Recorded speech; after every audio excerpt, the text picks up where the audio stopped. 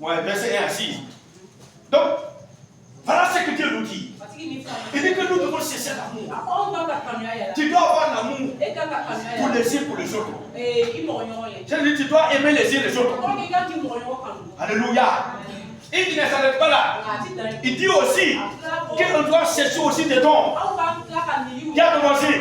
Cette église doit cesser des dons. Les dons, sans les dons, il n'y aura pas de miracle. Si tu as don de guérison, il y a une puissance qui est derrière toi. Quand tu as don de miracle, il y a une puissance derrière toi. Derrière un don, il y a une puissance. Alléluia. Derrière chaque don, il y a une puissance qui l'accompagne. Donc si tu n'as pas don de guérison, tu vas prier, mais il n'y aura pas de résultat. Alléluia. Donc les dons sont importants. Chaque église qui veut évoluer, il a besoin de dons. Alléluia. Vous savez, les sorciers vont arriver ici. Ils ne pourront pas rester ici. Tout simplement, quand il y a des dons. Si les dons sont réels, si les dons sont visibles, si les dons se manifestent, alors ils seront obligés de partir. Et s'il ne veut pas changer, les forts vont te bouffer. Oui, hein? Si tu n'es pas puissant, ceux qui sont puissants, ils vont t'avaler et ils vont. Donc tu vas choisir d'être puissant. Alléluia. Que les gens nous méritent au nom de Jésus. Donc, les dons de prophétie, pour dire que vraiment on a qu'à cesser sa vie. Le don de prophétie, ça édifie l'église. Ça fortifie les gens. Quelqu'un peut être découragé. Découragé. Il est sur le point d'abandonner l'éternel. Et prophétie va sortir. Si c'est une sœur, ou si c'est un frère, prophétie va dire. Et si par l'éternel des armées, ma fille, tu es découragée, je suis avec toi, je suis avec toi, prends courage, je vais te bénir, les jours à venir, les choses vont changer. Et puis cette sœur-là, qui allait retourner encore vers sa part, elle va revenir encore vers Jésus. Jésus l'a créé comme ça. Donc cette prophétie, c'est un message. La manière que la parole dit de fortifie là, c'est comme ça les prophéties fortifient. Alléluia. Mais les prophéties, on ne fabrique pas de prophéties. Aujourd'hui, il y a des gens, comme elles sont compris, que les prophéties là, c'est plus que parler en langue. Pour elles, elles fabriquent ça. Et ils s'assoient comme ça, puis kaki comme ça. Puis quand prière sauf là, ils glissent, allez, ils demandent.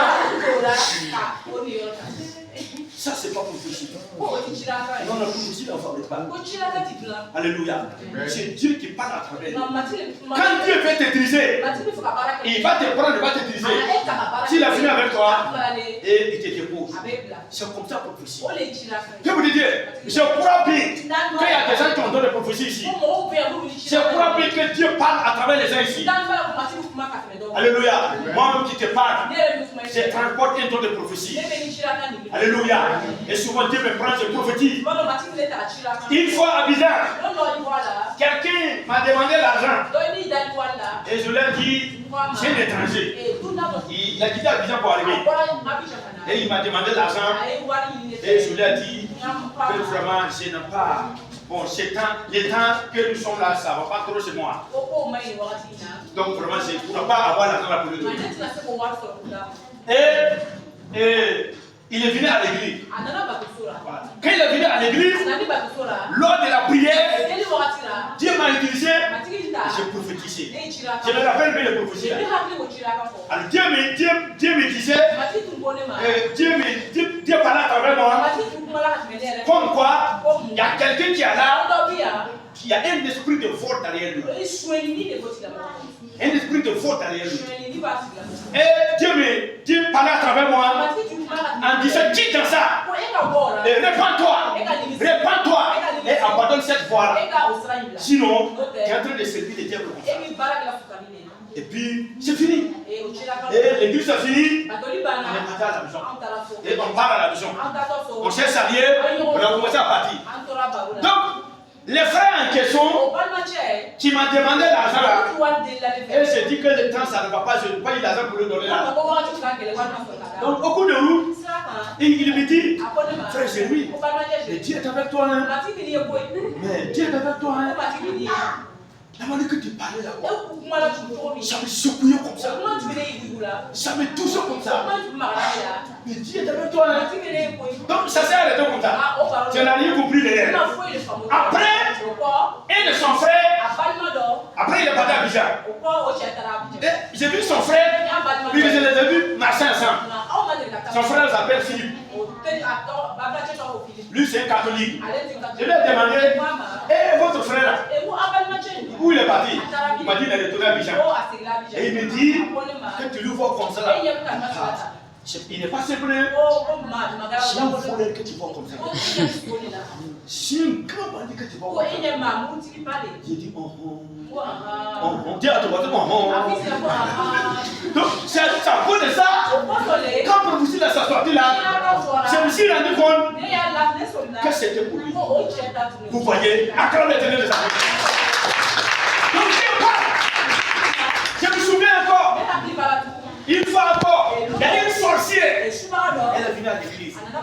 Ce jour-là, Dieu m'a dit, cette sorcière-là, elle a tué des enfants. Il y a longtemps. Mais elle est venue ici encore pour attraper encore pour tuer. Donc, mais puis avant ça, la femme de pasteur, la femme de pasteur Clotaire, c'est un Libanais. Donc sa femme aussi, elle a donné de prophétie. Sa femme a prophétisé. Comme quoi tu es là, alors il faut te repentir. Sinon, tu es sorcier. Ce que tu fais là n'est pas bien. Si tu ne le prends pas, Dieu peut te frapper. Sorcier, tu mets dans ça, tu vas à l'enfer. On ne sait pas qui est qui.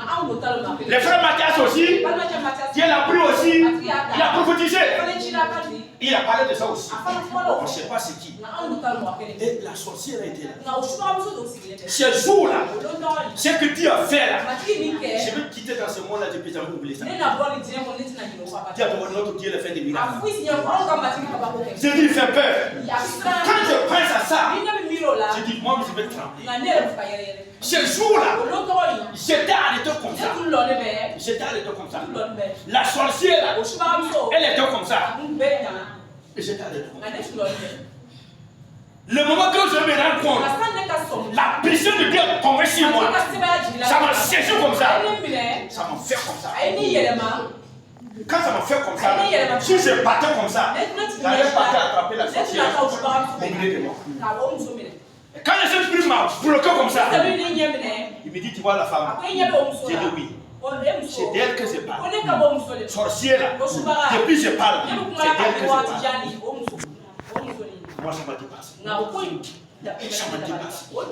Ce qui s'est passé là, moi, ça m'a dépassé. Et Dieu m'a dit, voilà ce qu'elle a fait. Voilà ce qu'elle a fait. J'ai appelé les responsables.